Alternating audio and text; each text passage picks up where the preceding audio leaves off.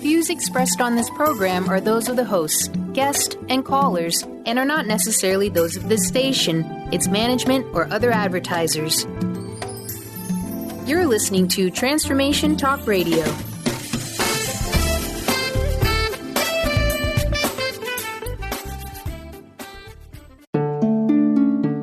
Welcome to Conscious Confidence Radio, a timeless wisdom with Sarah Main. Follow host Sarah Main on her ongoing journey of conscious confidence and gain timeless wisdom to unleash unparalleled confidence.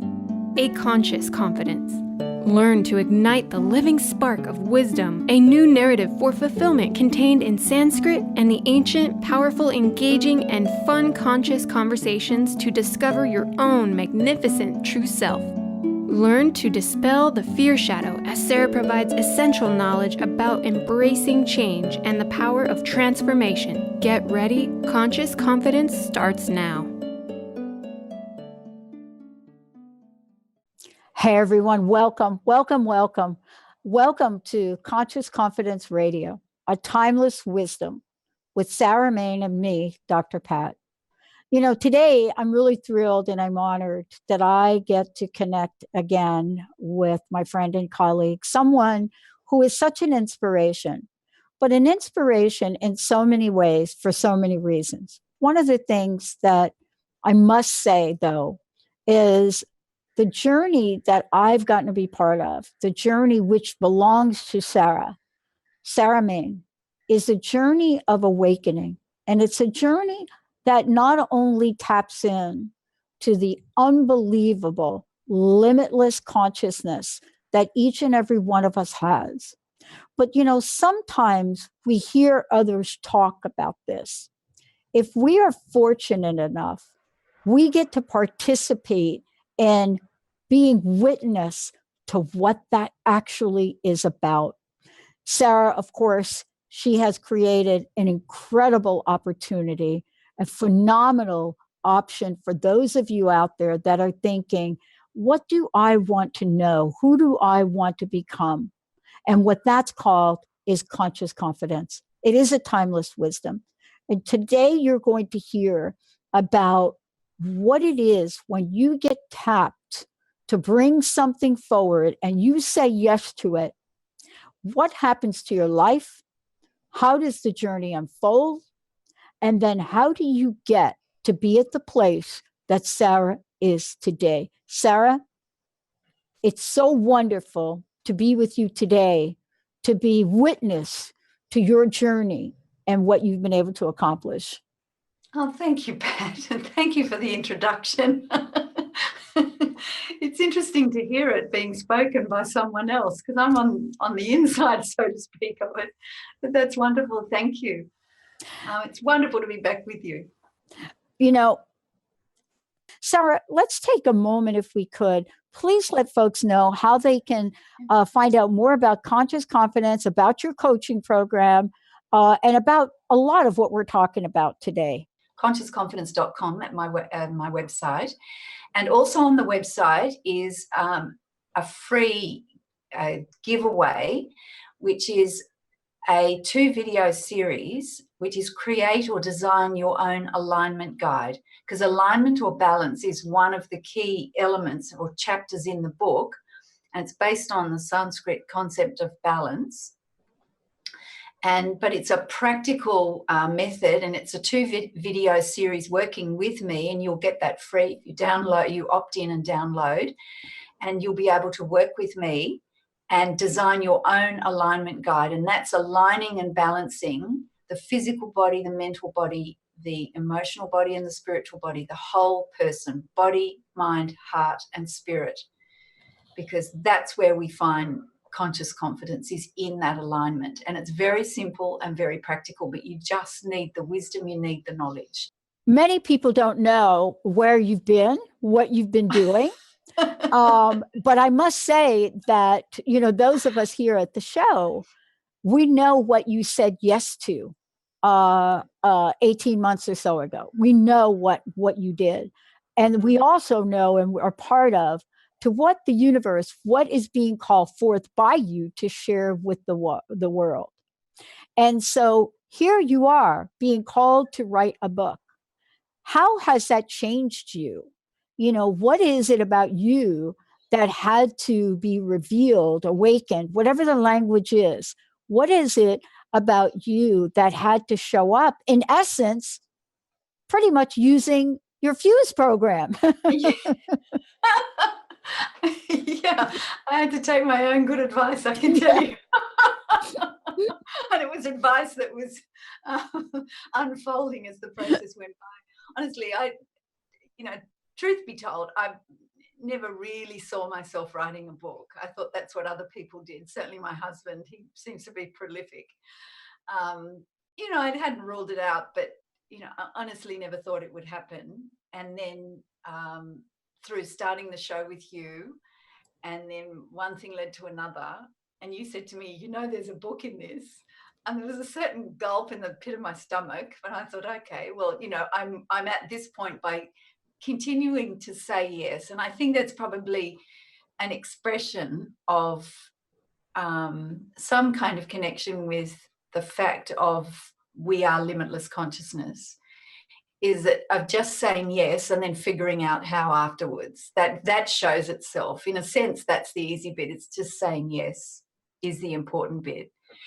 And I had always been taught by my teachers that you are limitless consciousness.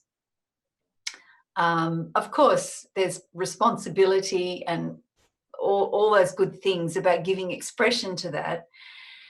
But the fact is, your nature is limitless consciousness. So when an opportunity like writing a book or doing this show comes up, from the substrate and from the backdrop of limitless consciousness, of course you say yes, because the only reason you'd say no is because you think you're limited and you can't do it.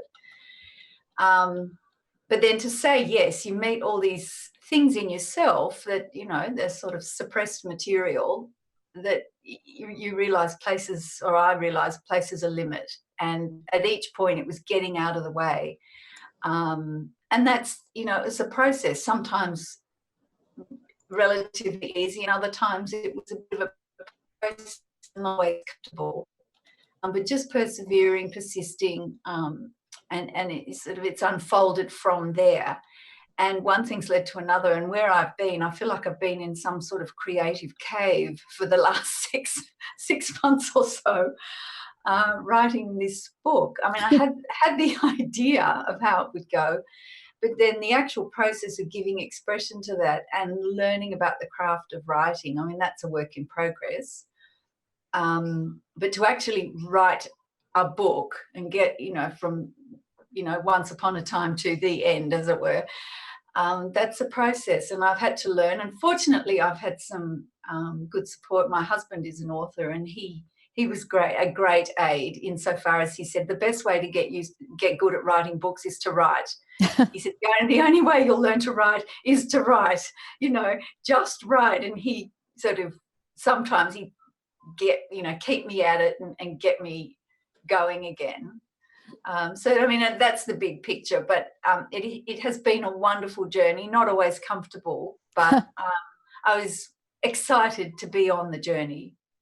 I want to ask you this, because what you're writing about is conscious confidence. Yeah. You're writing about, as we've talked about previously, awakening to limitless consciousness. But, we're also talking about a wisdom of Sanskrit to find clarity, to find success.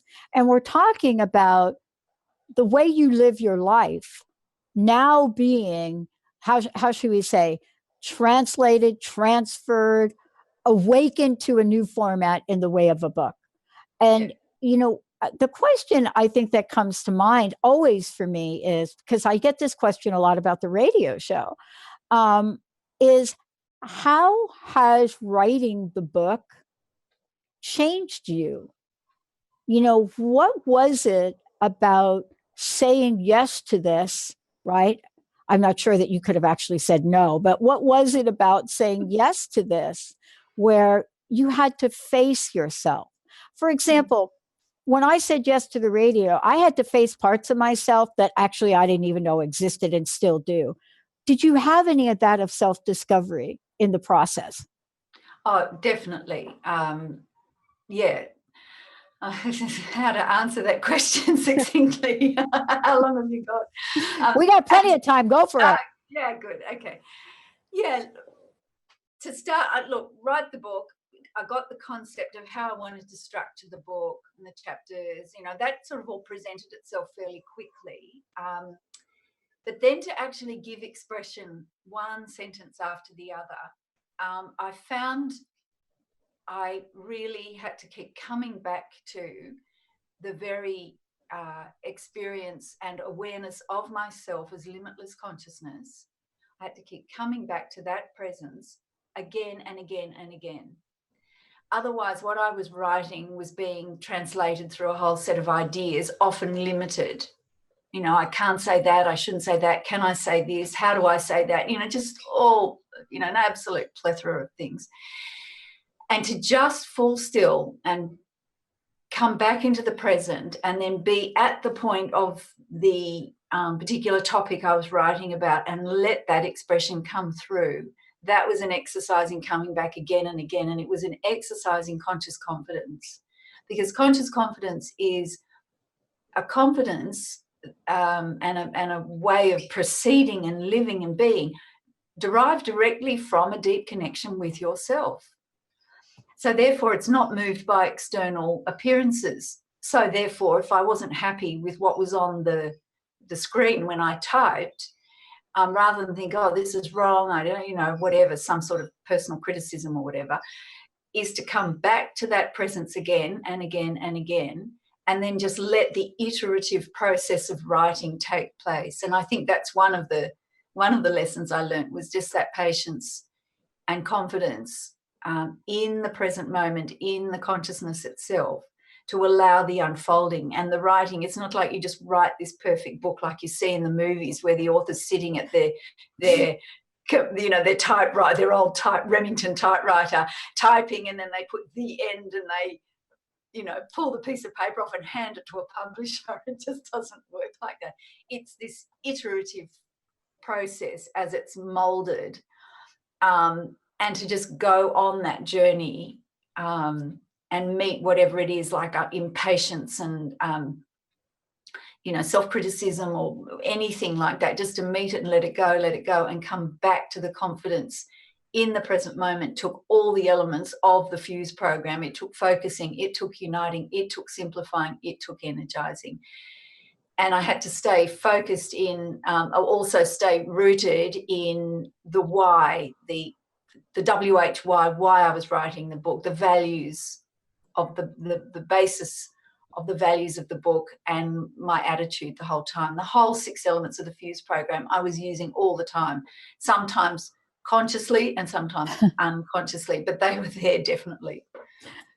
I'm really struck by it because, part of this is really looking at all the work that you did, all of the creativity that went into this before the idea of writing a book became reality, so to speak, right? Mm-hmm. But then it shows up, and there's almost like this next phase of it, the next phase of evolution of conscious confidence is now, how does this then come forward so it can be presented to the world? And I think that really is so important to talk about, because it so mimics what we do in every day of our lives when we're faced with a task or something that is being called to be brought forth. Yet we don't have this timeless wisdom that we can count on. Of course, when the book is published, we will, right? Or when it gets released, we will. But when you talk about the Fuse program, we're talking about having sort of a blueprint that we could follow. Absolutely. Right? Yeah. And that's what's come out of the book writing process. Oh, I want to ask you this. Let's go ahead and skip the break, because I want to talk about this. When we think about writing a book, I think about the discipline that's involved with it. Of course, you have a great support system, right? Yeah. Of course, this is something you're passionate about. But what was it that's part of this that you found yourself saying, I've got to create a structure in this. I've got to create some way to to get it done so that I could get from where I am today to where I want to go. The reason I bring it up, Sarah, is because what I think you're about to share, and also with the publication of the book, is the missing piece for us. We have an idea of where we are and where we want to go, but the rest of it's like a big blur. How did you figure that part out? Yeah, that's a very good question. There's a funny cartoon about that, which I'll tell you later.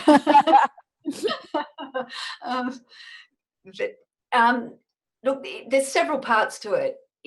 I had an idea of how to structure it, and that came quickly. And look, I was a teacher for 30 years in classroom teaching, school teacher, and delivering information in a staged way. That's part of your wheelhouse, getting a unit of work, and it's going to cover 10 lessons and how to break it up and so on and so forth. That side of things I've got skills in, which is, to this day I'm still very grateful for.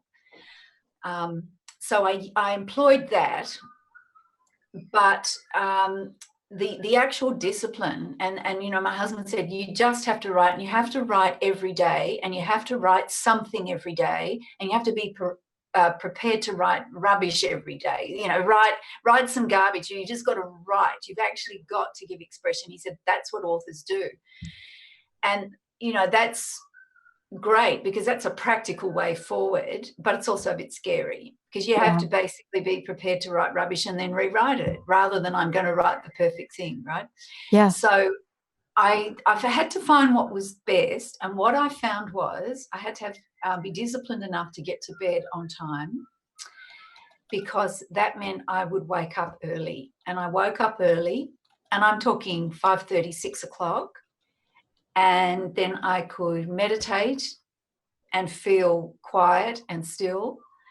And then that magic time in the morning, I got the best writing done. I was just clear, and it flowed, and I felt in communion, in communication with that consciousness directly. It was definitely different at different times of the day. So I really honoured that morning period. I couldn't always make it, but I did mostly. And even when we were away in October last year, it was 11 o'clock at night. It was midnight. And I'd be sitting on the bed in the hotel room with my laptop. And I still made sure I wrote half a page, 3 paragraphs. I wrote something every day just to keep connection with that creative energy. So that was a great lesson to me, that the best way to get good at writing is to write. Who knew? Yeah. Boy, you said something so important. I want to stay with it for a minute. Sure. Boy, I just got to talk to you about it, because I don't want folks to miss this. And I hope I'm going to get it correctly. You have to be willing to sit down some days and write rubbish. Did you say that? Yeah. Yes. Because that is so important. I hadn't really thought about it until you said it. But I find that too in what I do every day, because I do this every day, and I've been doing it for 15 years every day. And I didn't quite think about it like that. But kind of what you're saying is you have to be willing to simply show up, no matter how you're showing up. Someday it might be streams of brilliance. Other days it may be like garbage piling up in New York City streets. But none of that really matters, so to speak, outside of being willing to show up, right? Yeah. Yes, I mean, actually, thank you for reflecting that back. The streams of brilliance. I think there might have been 1 or 2 days, a little glimmer of that. But it's just, regardless of what it is that showing up, is getting out of the way and showing up. The meditations definitely was a blessing. It is a blessing, of course. And just also, where there was a gap, like the chapters are structured with stories, teaching stories, and contemporary accounts from real people that I know, that I've worked with in my coaching work and teaching work. all of those pieces started falling into place. And it was interesting where there was one of the chapters, and I didn't have a story that I was particularly happy with, or I hadn't quite found one that was just right. I learned just to leave it and just leave the space. And, within a very short space of time, could be minutes, hours, a day, boom, it would appear, I would hear something, it would be provided. And I began to realize early on that the consciousness was providing exactly what was needed. But I had to show up and be in tune and awake and aware, and then whatever was needed was provided. And if something wasn't clear when I was writing, I learned, and this wasn't always easy because you get in there and you want to be able to get it sorted out and fixed up. I had to just wait and just leave it and do something else, write some other part, or just leave it, and then the way forward would resolve itself. And that again was another form of discipline. Well, I want to ask you, did you have, so for me, the thought of having a quote routine where I do some things the same way every day, it's not as unrealistic as people think. I mean, people think about me and my personality and they think, oh, it would be hard to imagine her. But I drink my coffee out of the same cup every day. I'm sorry. Call it superstition. I don't know what you want to call it, but I do. I use the same cup every day. I don't know why. But is the process of writing too, like coming up with the chapters and how things unfold in the book? Did you have a specific approach for that? Yes and no. Yeah, there we go. See, I knew that was going to be the answer. Yes, insofar as what I described to you about realizing that the absolute golden time was and precious time was in the morning and meditating and so on.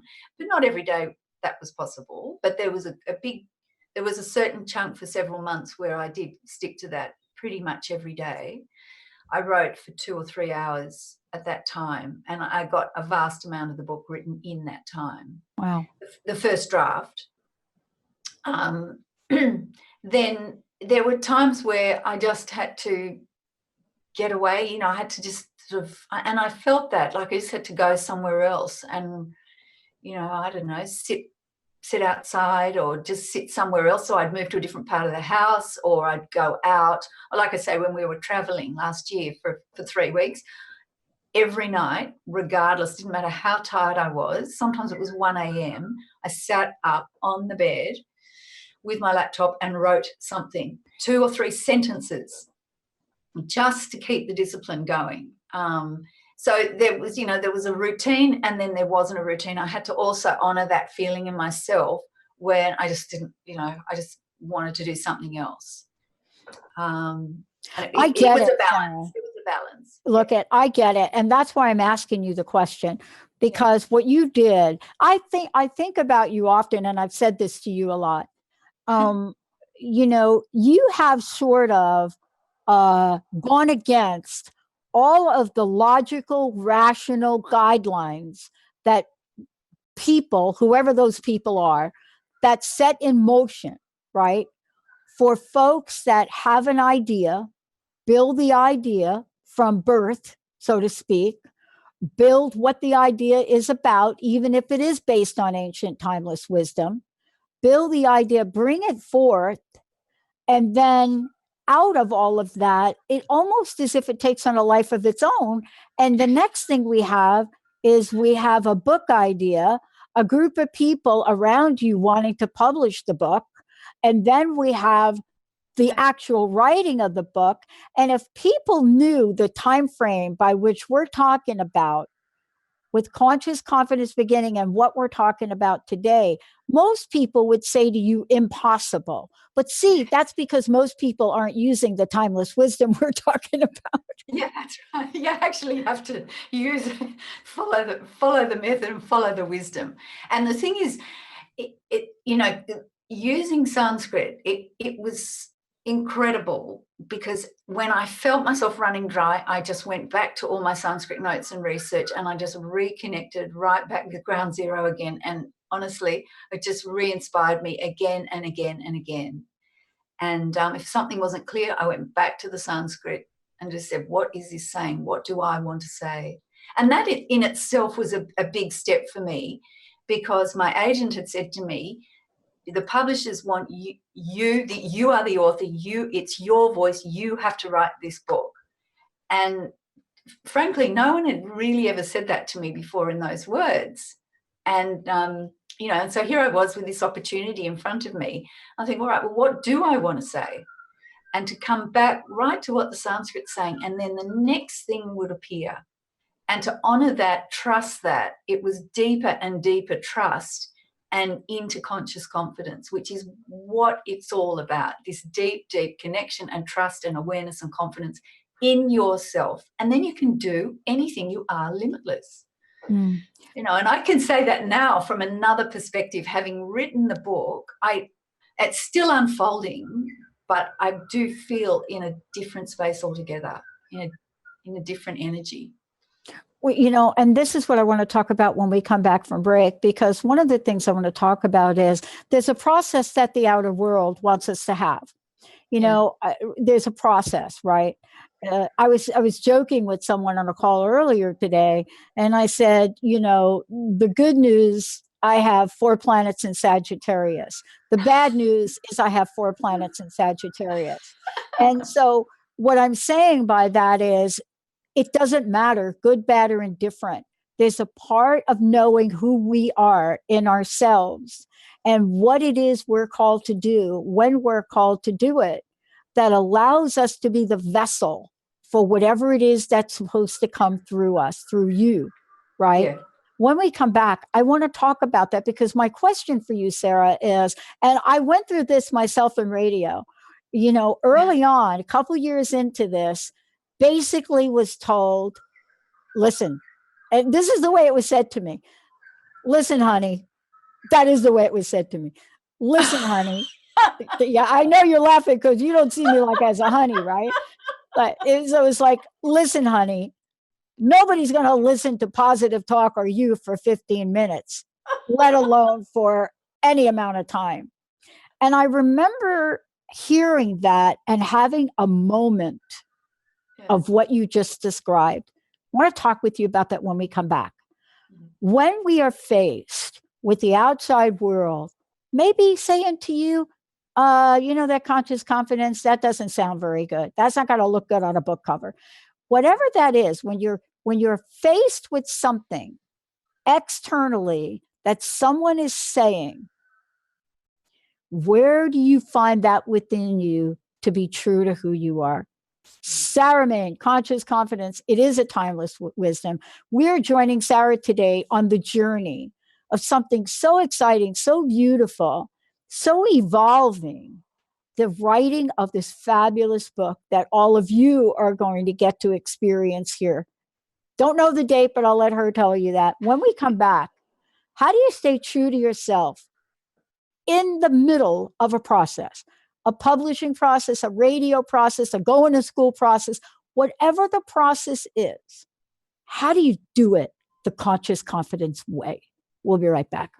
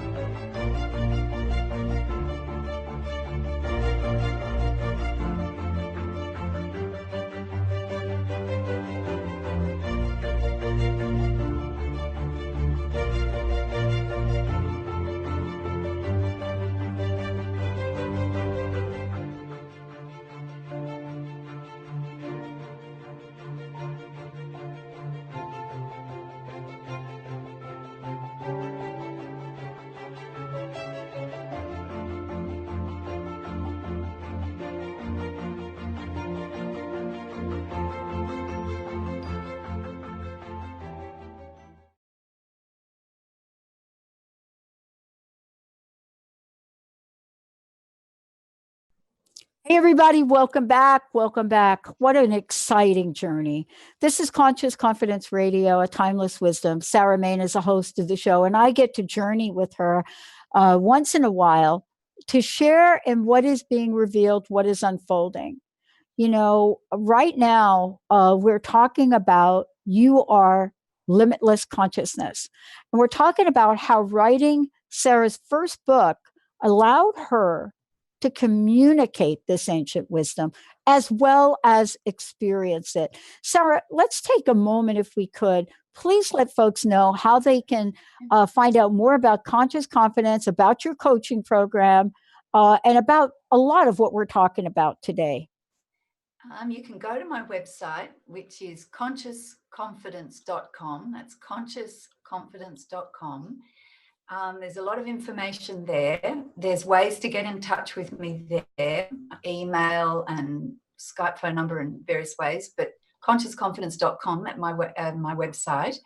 And also on the website is a free giveaway, which is a 2-video series, which is create or design your own alignment guide, because alignment or balance is one of the key elements or chapters in the book, and it's based on the Sanskrit concept of balance. But it's a practical method, and it's a 2-video series working with me, and you'll get that free. You opt in and download, and you'll be able to work with me and design your own alignment guide. And that's aligning and balancing the physical body, the mental body, the emotional body, and the spiritual body, the whole person, body, mind, heart, and spirit, because that's where we find conscious confidence, is in that alignment. And it's very simple and very practical, but you just need the wisdom, you need the knowledge. And proper knowledge, true knowledge, is simple and practical. If we think it's complicated and beyond us, then it's not true knowledge. What I love about this is, first of all, I'm so thrilled for you. I am thrilled that the world is going to get to know what I know a little bit, teeny bit about the work that you do and what you're bringing forward. And we already know that in today's world, we're looking for something to help us in the lives that we're living. We're really looking for something, but we're not looking for that new fandangled thing. You know, we're looking for getting back to a sense of who we are. And I want to really touch upon something you said before we went to break. And it's about trust. It's this idea that here you are, you're writing the book, you're part of a publishing process. You're not the only one that's going to have an opinion, right? I mean, that was a decision I had to make something like 13 years ago or so, when a company wanted to pick up the show. And I couldn't imagine changing my format to yelling and screaming at somebody. So I said no. The people around me thought I was crazy, but I didn't. Yeah. What was the publishing process like for you? The support that you've gotten, the editing process. Oh my gosh, I think about editing. What was all of that like for you? And what really true to nature kinds of things in the writing, the Sanskrit writing, that was so special? Well, firstly, the publishing process and the support has been wonderful. The publishers and my agent have been absolutely marvelous, and at every stage totally respectful of me as the author and of what I've written. Just completely respectful and keen to receive what I've written. And I found that trust that they placed in me then brought into the spotlight the trust that I needed to place in myself and in the consciousness to bring forward what there was to be written. So it was a continuous flow of trust, because at no stage did I encounter any doubt or questioning of what I had written from any of the people I was working with. So therefore, I needed to bring the same trust to what was coming forward in myself, rather than meet it with doubt or questioning in that sense. So that's in the first instance with the publishing process and the people I've been working with and I'm still working with. The editing process was very interesting. It is part, it's 50% of the process. You so-called write this book, and I use air quotes there. You write this book, which is your first draft, and then I went through that 3 or 4 times in detail. Because that's when it's like putting a cake together. You have all the ingredients sitting on the bench. You stick it in the bowl and stir it around. Well, that's not the cake. That's a bowl of ingredients, and then it's got to be put in the tin and it's got to be cooked and all that sort of stuff. And then the process, and it's not that what you've initially written is wrong. It's the first expression of it. Right. And written expression is different from spoken expression. What we're doing now is different from actual written expression. And, I was a teacher for 30 years, and I think I probably said that to students. But to actually experience it from the inside, as it were, and writing a book was a different level of experience of translating that theory into experience. Yeah. And so then the editing process of going through it myself to the point where I was happy to send it to an editor, where I thought, well, this is the best I can do, and it needs to go to a fresh pair of eyes. And so I had been given a first round edit, and then that was absolutely marvelous, because a completely impartial fresh pair of eyes who didn't know me, didn't know my work, read through the book, again, completely respectful, enthusiastic, enjoyed the book, and then gave all sorts of really excellent suggestions. Of course, I'm the ultimate authority of whether they get accepted or not, but just suggestions in terms of linkages where, I jumped from one idea to another, and maybe something to help the reader, like another little signpost. Just a question, can you clarify that point? Can you give an example? Little things like that all the way through. And in some cases, part of me thought, oh, God, I don't want to have to do that. Because, only because in responding to some of those questions, part of me had done with the creative part of writing the book. I finished with that. And those questions, I basically had to go back to the creative point that I was writing that point. I had to go back there, and it wasn't always comfortable because I didn't want to, because it's a different type of thinking. And I had to just stop, fall still. Sometimes I went back to the Sanskrit, just fall still and said, what do I want to say? And then another deeper thing would come out. Yeah.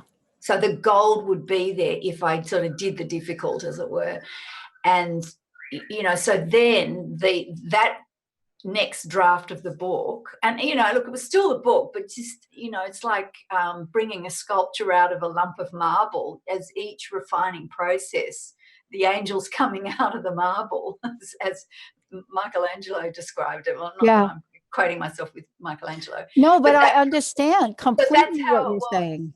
And then I went through that draft was a detailed draft, and that took a good 3 weeks to a month of detailed work. I realized I just wanted to get it done, but I had to go back and back and back. And then I think I went through it another time after that, and the second editor, who just made a few minor suggestions in terms of and technical things, and then it's gone to the publisher now, and it's going through a fine edit, and they're doing the typesetting and everything now. So I mean, it really patience and a deepening of what I'd already written, and that was a completely different experience from the initial creation.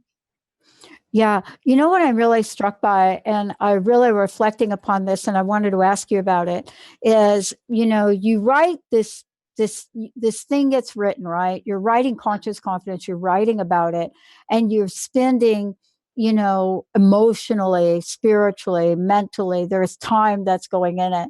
And I remember the first time I submitted, a large body of work for editing, right?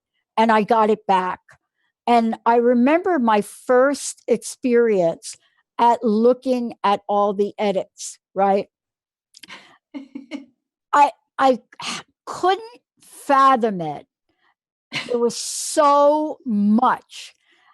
And what I had to do was do what you just described. One, I had to trust that everything that was being suggested to me was a mutually beneficial collaborative process.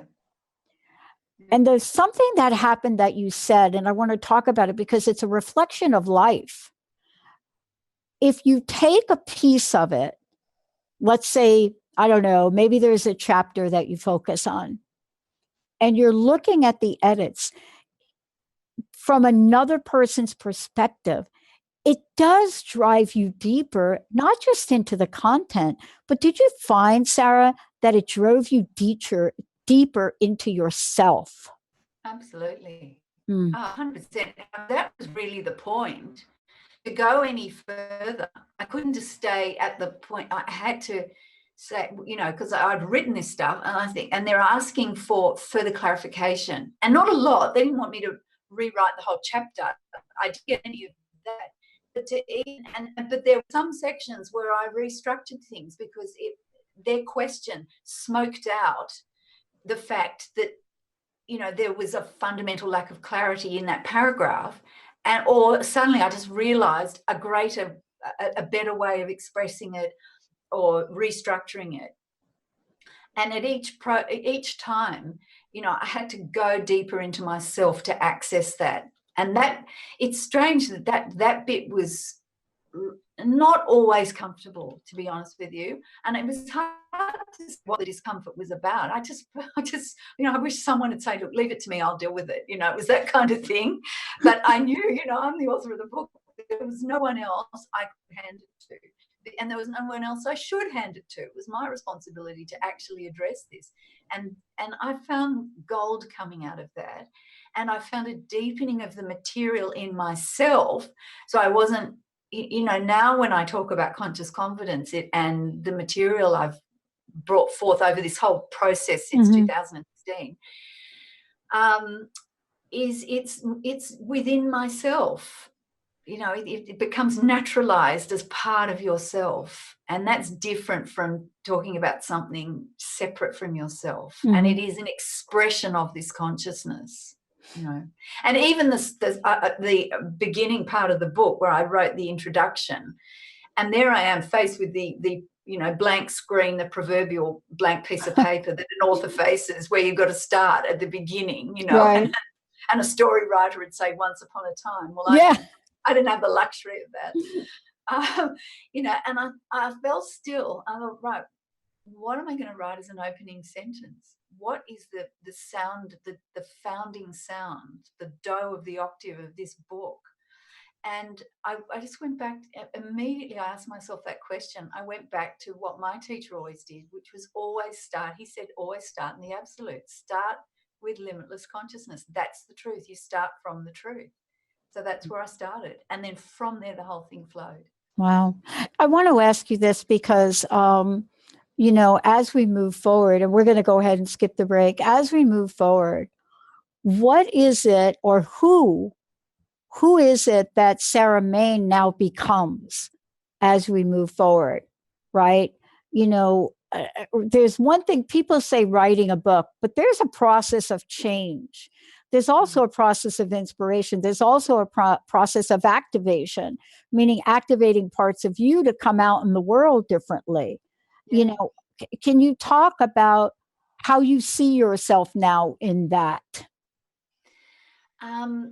Look, it's a great question. There's so many things I just didn't expect. And it's like anything, and until you've actually gone through the process, you can't anticipate what that's like. But within myself, there's a clarity and a confidence, and it's a quiet confidence. I don't care what anyone else says. I know this stuff works. I knew it before, but I know it in another way now. And even what I knew before wasn't exactly theory, but now I just know it directly from the inside out. I know I can teach it to anyone. I could get up and teach it to 1,000 people. I could talk to you. I could coach a group. I mean, I am a coach, so I can coach an individual person. I can mentor someone. I can coach a group. I can run workshops. It's now all my teaching experience combined with this knowledge and experience of this material. I could basically walk in without any notes. It's within me. I mean, I probably would have some notes, but, you know, it's that sort of confidence. Because as a teacher for many years, the best lessons are where you just walk in and the material is so within you that you can teach, you can go in any direction with students depending on what they want to know and where they are, rather than have a script that you've got to follow. And the knowledge is deeper within me because of this process. And I didn't really expect it to be like that, but it's there and it's wonderful and that's exciting. I feel ready. I also didn't expect to just have all these sort of limits just fall away, you know, and it's not like I have to battle them anymore. I'm just here and this has come forward in me and I'm ready to present it and offer it. And it works, and it's a connection with timeless wisdom in a simple and practical way and an enjoyable way. You know, there's stories, there's all sorts of great things in there that you only need one little bit of it and it'll work for you. You said to me a while ago that each point of the Fuse program and Conscious Confidence is completely self-actualizing in itself. You don't even need the whole program. You need one element of it. And I can really see that now. That each part of it contains the whole, and you just need to find the one part of the whole program that inspires you, that you connect with, and you'll get the whole thing. It's like a proton pill. So there were things like that I just didn't expect. Whenever I've told anyone, and I haven't spoken a lot about what I've been doing because that was part of the creative process. Yeah. You know, it's not. Sorry, I want to really. Yeah. I want to really. Sorry, what a little technical thing here. What I'm really struck by is how beautifully this all comes together. The other thing I'm really struck by is something that I've said to you many times, and that is people are so drawn to ancient Sanskrit, even if they don't know what it is. Yeah. Right? I know it, right? We've talked about that. We see it in tattoos. We see it in markers. We see it in book covers. Right, we see it. Coffee mugs. Coffee mugs, yes, even if it's not written correctly. And I wanted just to talk with you about that. I know we've got a few minutes left. Part of this is a spirit of gratitude. Part of this is a spirit of just embodying the full depth and breadth of this. And every show, you close with a mantra.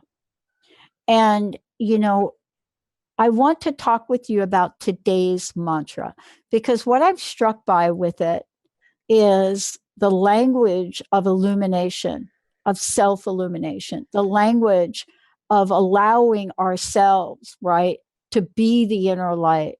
How important is that to the conscious confidence message and the mantra you're sharing with us today? Well, it's essential. And in a sense, just on what you said, to be the inner light, you are already it. This is who you are. You've never not been it. You will always be the inner light. There is nothing else to be. It just gets covered over like clouds coming over the sun. The sun's ever shining, and on cloudy days, it seems like the sun isn't there because the clouds have come over. And all these limits that we carry within ourselves sort of suppressed in this subconscious, and we just don't look at them. They're operating like the clouds, and they give us this sense, this impression that we are limited, and in fact we're not. And conscious confidence is getting back to who we really are, this limitless source of potential, of magnificence, of consciousness. Mm.